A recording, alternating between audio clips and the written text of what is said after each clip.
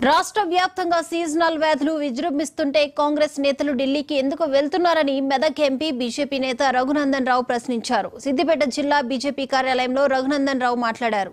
రాష్ట్రంలో రోజురోజుకి dengue, malaria కేసులు పెరిగిపోతున్నాయని ఆయన తెలిపారు. ప్రజలు ఇబ్బందుల్లో ఉంటే కాంగ్రెస్ నేతలంతా ఢిల్లీ పర్యటనలకు వెళ్లడం వెనుక ఆంతర్యం ఏంటని ప్రశ్నించారు.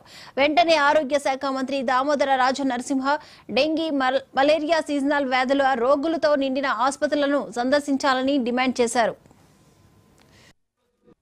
విపరీతమైన జ్వరాలు, డెంగీ, ఆసుపత్రులలో కనీసం బెడ్ లేనటువంటి దుస్థితితోటి ప్రజలందరూ బాధపడుతుంటే పిసిసి ప్రెసిడెంట్ ఎవరిని చేద్దాం, ఎవరికి మంత్రి పదవులు ఇద్దాం, ఎవరిని ఏం చేద్దాం అనేటువంటి ఆలోచన తప్ప ఈ రాష్ట్ర ప్రభుత్వ పెద్దలు ప్రాక్టికల్గా లేరు అని చెప్పడానికి ఇది నిదర్శనం. ముఖ్యమంత్రి గారు 2 రోజులు పోయారు, ఉప ముఖ్యమంత్రి గారు 3 రోజులు పోయారు, పిసిసి ప్రెసిడెంట్ అయితే అనుకున్న వాళ్ళు అందరూ ఢిల్లీలోనే ఉన్నారు. క్యాబినెట్ పనిచేస్తలేదు. ఏం జరుగుతుంది మరి?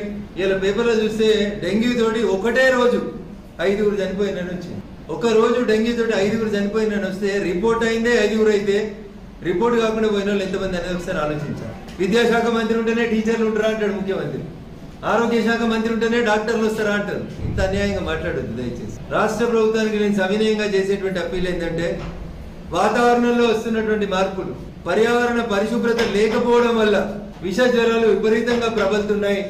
కాబట్టి దయచేసి ఈ పరిస్థితిని గమనంలోకి తీసుకొని రాష్ట్ర ప్రభుత్వం వెంటనే ఈ డెంగీ జ్వరాలు, ఇతర జ్వరాల పట్ల ఒక సమీక్ష నిర్వహించాలి. ఆరోగ్య శాఖ మంత్రి గారికి నేను చేసేటువంటి అప్పీల్, వెంటనే మీరు అన్ని ఆసుపత్రులకి సడన్ సర్ప్రైజ్ విజిట్ చేయాలని చెప్పి ఈ సందర్భంగా అప్పీల్ చేస్తా ఉన్నాను. విపరీతమైన జ్వరాలు